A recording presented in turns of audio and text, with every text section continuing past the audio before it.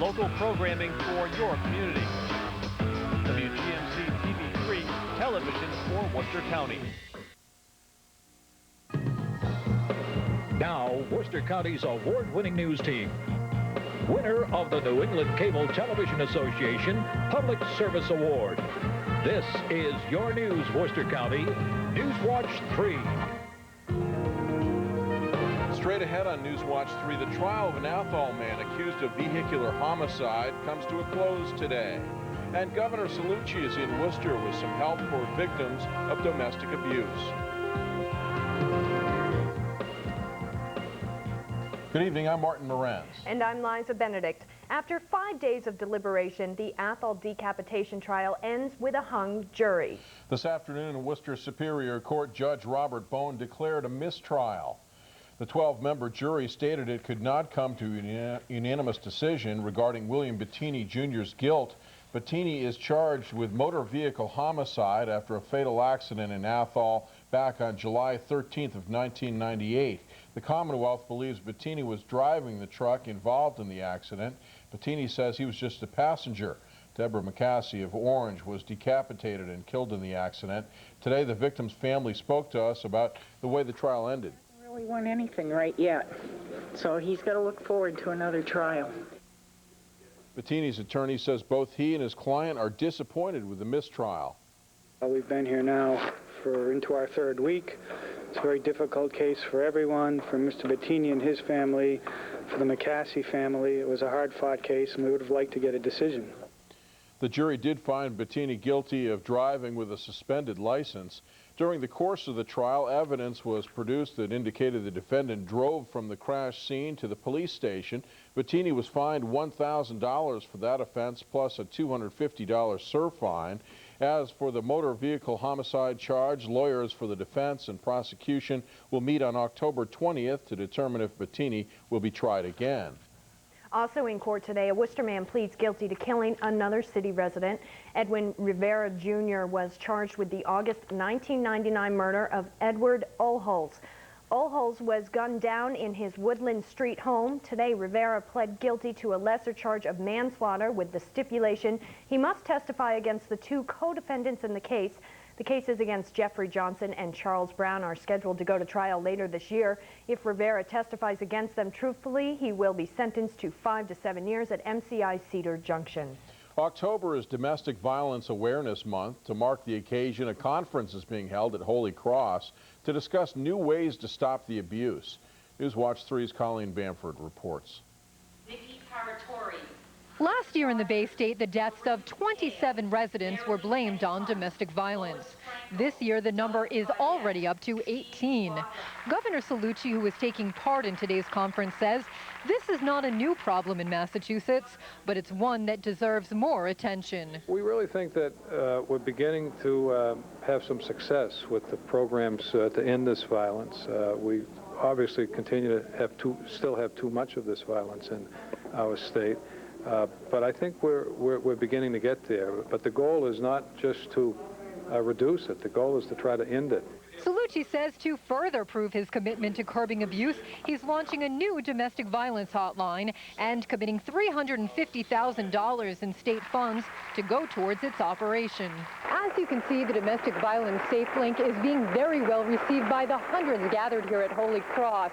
Beginning today, the hotline is officially up and running, and initial estimates are that it could serve up to 25,000 callers a year. Some of them need emergency shelter. Others, just teens that call, may need to find out if they're even in an abusive relationship. And so I think many women that use the hotline are looking for counseling. They may still be with their perpetrators. And so the hotline answers so many questions for survivors, and it's a critical safety link for Massachusetts. Technologically, what it will enable us to do is to connect to all of the other battered women's programs in Massachusetts so that a caller can stay on the line while they access services instead of having to call each program individually on their own. The hotline number is 1-877-785-2020.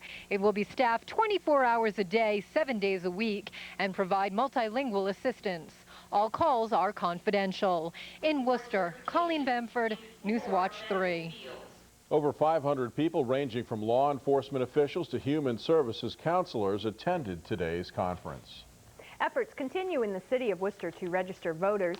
The Pleasant Street Neighborhood Network spent the day registering residents in Worcester. Other efforts have been in front of City Hall, the Central Street Post Office, and the Registry of Motor Vehicles. City Councilor Janice Nato says it's important for everyone to vote. I think people certainly need to get registered to vote. They need to have a say in how government is providing services to them. And that's the only way they're going to get it, is to register to vote, go out there and vote for people. Tomorrow, people can sign up in Quinsigamond Village during the morning hours.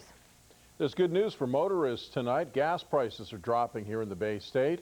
AAA's October survey saw prices at the pump fall 2 cents per gallon from the previous week. That's 3 cents lower than what prices were 2 weeks ago. The current price is the lowest found by AAA since June. The average price is around $1.60 per gallon for regular unleaded, but AAA is reminding motorists prices vary at each gas station, so it's best to shop around. Coming up on Newswatch 3, early results are in for an area blood drive which has received a boost from Worcester firefighters. And a Democratic candidate for state senate receives an endorsement from Labor today. Plus, some elderly people are among the first to receive flu shots in the Worcester area. Please stay with us.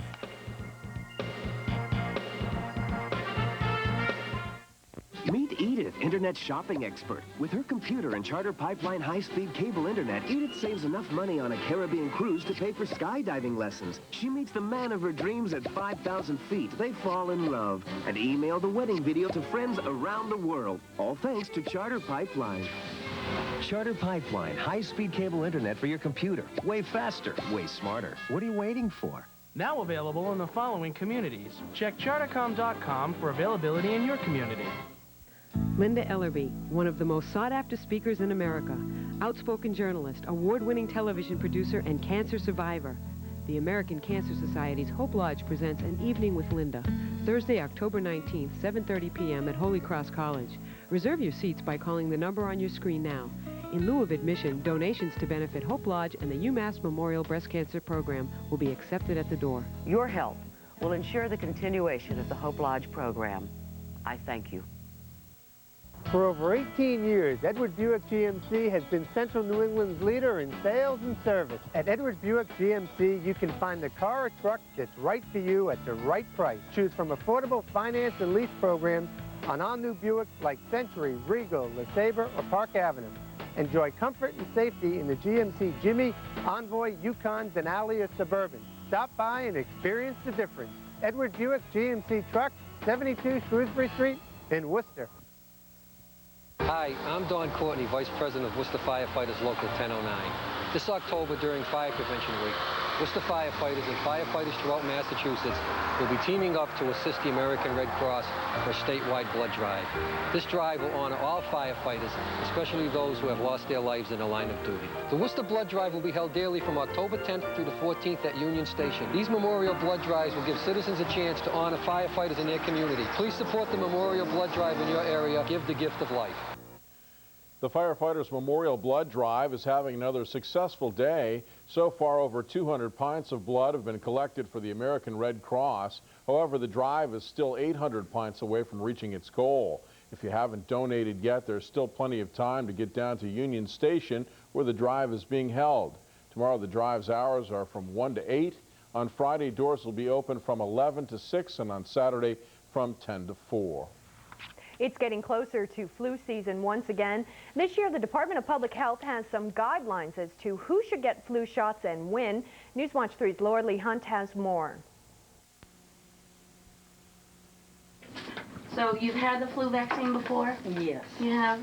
And no reactions to it? Due to a shortage, there's an anticipated delay in distribution of the flu vaccine this year, and local health clinics are dealing with it. Fallon is reinforcing the plan that was distributed by the Department of Public Health, suggesting that patients who are not at high risk wait until the first 2 weeks in December to get their flu shots this year.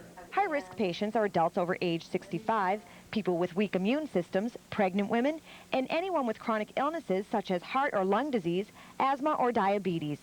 Fallon began vaccination clinics at the beginning of the month, and word about the shortage has spread. They all come right down. I mean, in the morning, actually. We have it 3 weeks on a Wednesday, and last week and first thing in the morning, before the doors open, boy, it was a mad rush. I want to stay healthy for the winter, be able to do things. I don't want to be sick.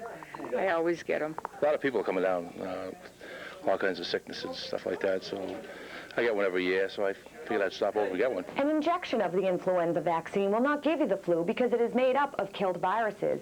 But this year, the problem of growing killed viruses has caused a delay in the distribution. Doctors say individuals who are not in the high-risk group don't need to worry about the shortage. The flu typically doesn't peak until mid to late February, and the earliest peaks we've seen have been late December, so waiting until the first half of December to get the flu shot should not pose any problems in terms of effectiveness. In Auburn, Laura Lee Hunt, Newswatch 3.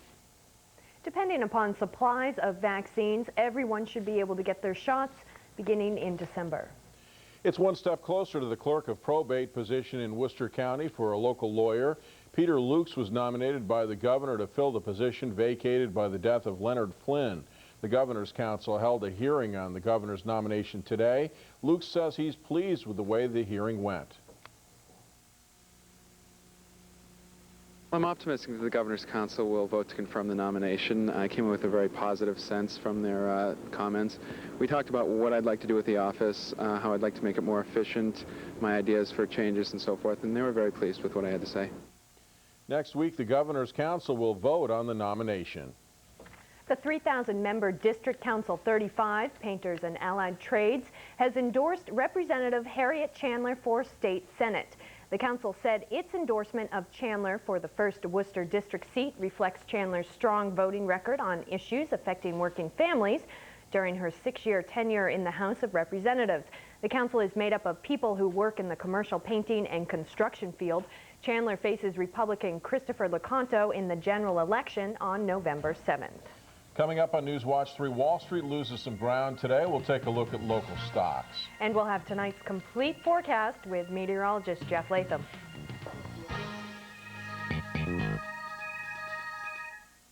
Explore the visual splendor and cultural richness of one of the great cities of the Roman Empire in the landmark exhibition Antioch, the Lost Ancient City.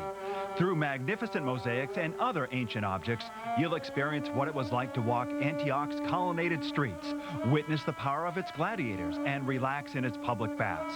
This is the most ambitious show ever held at the Worcester Art Museum. Make sure you see Antioch, the Lost Ancient City. It's the greatest show on earth. Come into Wright's Factory Outlet for all your decorative Christmas trims and ribbons. For the holiday season, Wright's Factory Outlet carries supplies to make every occasion the very best it can be. You'll find a wide selection of Wright's ribbons, trim, and creative supplies to make that perfect gift. Shopping is simple at Wright's with experienced salespeople to help you find just what you're looking for. Don't forget to check out Wright's Closeout Department with full reels of ribbon and trim at truly low factory outlet prices. Visit Wright's Factory Outlet at Sturbridge Marketplace. Highland Orchard and Brewery invite you to their 4th annual Harvest Fest weekend. Enjoy live music both days with Lizzie and the Cool Tones on Saturday and Shades of Grey on Sunday. Try great barbecue food by the Taste of Texas and our brand new Harvest Ale. The whole family will enjoy hay rides, pumpkin picking, magic exhibits, games, activities, and making friends with our animals. Tour our brewery, sample our hot apple pie with ice cream, and appreciate a fine New England afternoon at its best. That's Highland Orchard and Brewery's 4th annual Harvest Fest weekend. Additional outlets are the best way to enjoy the programs you want to watch. In any room in the house. With cable TV, additional outlets have never been a problem. With satellite TV, if you need to buy a separate receiver for every television in the house, that could get pretty expensive. But with cable TV, additional outlets don't cost much at all. You might want to think about that.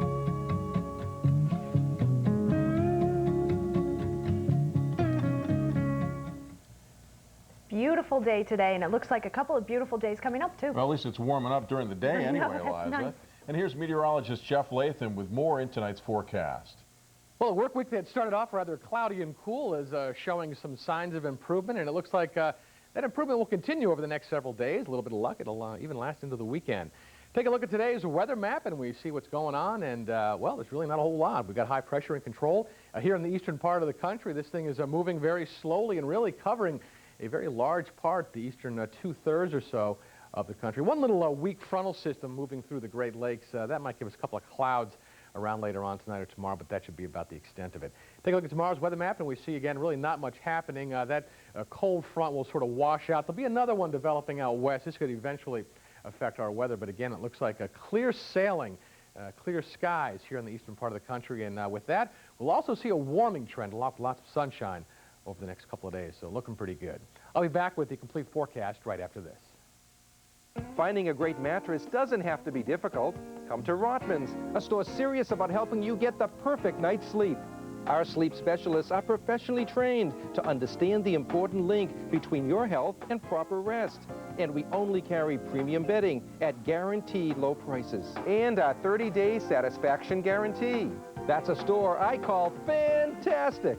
Rotman's, New England's largest furniture and carpet store. We're serious about your good night's sleep. Well, skies will be mostly clear. It'll be kind of cool again tonight. Overnight low is 33 to 37 degrees. And then tomorrow, nice day, mostly sunny skies. Look for afternoon high temperatures from the upper 50s to lower 60s. And nice weather right through the weekend as well. Friday and Saturday, mostly sunny with temperatures ranging from the low to mid-60s. On Sunday, a few clouds around. We'll call it partly sunny, high around 63. This is Newswatch 3 meteorologist Jeff Latham. Okay, thanks, Jeff. Unum Provident plans to move some employees from Springfield to Worcester. The move comes as the insurer closed down the Springfield operation after it lost a major contract. Most of the employees will find jobs with another Springfield insurance company. On Wall Street today, profit warnings from some of the nation's largest companies pulled down the markets. Mary Cat from Solomon Smith Barney joins us now with tonight's stock market